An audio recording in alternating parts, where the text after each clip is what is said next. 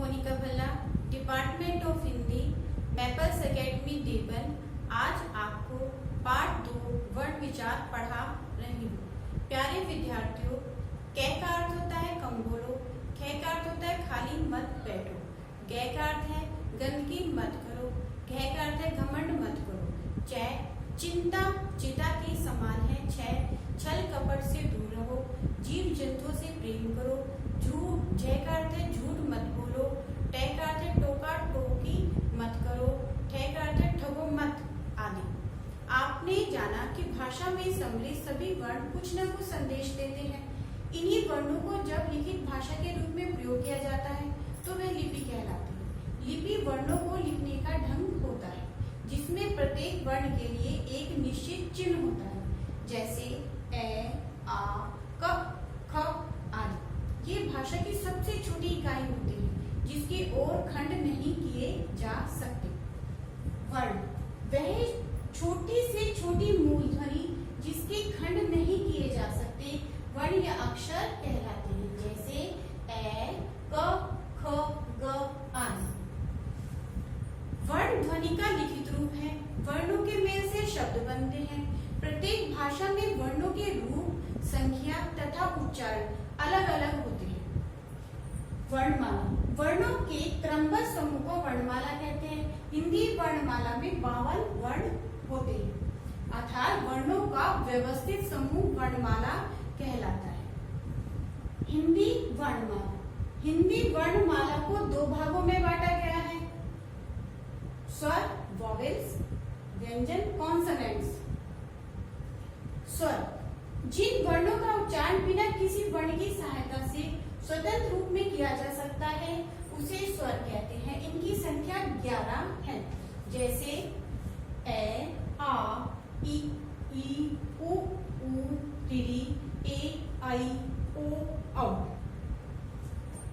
स्वर इनके उच्चारण में हवा मुख से बिना किसी रुकावट के बाहर निकलती है।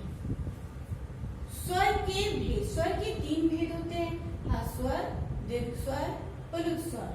ह्रस्वर शॉर्ट वॉवेल्स, एक मात्रा का समय, ये 4 है, ए, ई, उ, री। अर्थात जिन स्वरों के उच्चारण में बहुत कम समय लगता है वे ह्रस्वर कहलाते हैं। दीर्घ स्वर लॉन्ग वॉवेल्स, 2 मात्रा का समय, ये 7 है, आ, ई, उ, ए, आई, ओ, औ।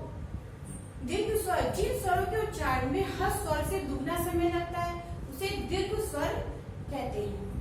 प्लुत स्वर लोंगर वॉवेल्स, 3 मात्रा का समय, इसका चिन्ह यह है जैसे ओम। प्लुत स्वर जिन स्वरों के उच्चारण में ह्रस्व स्वर से 3 गुना समय लगता है वे प्लुत स्वर कहलाते हैं, जिसका प्रयोग प्राय पुकारने, जोर से गाने या रोने के समय किया जाता है।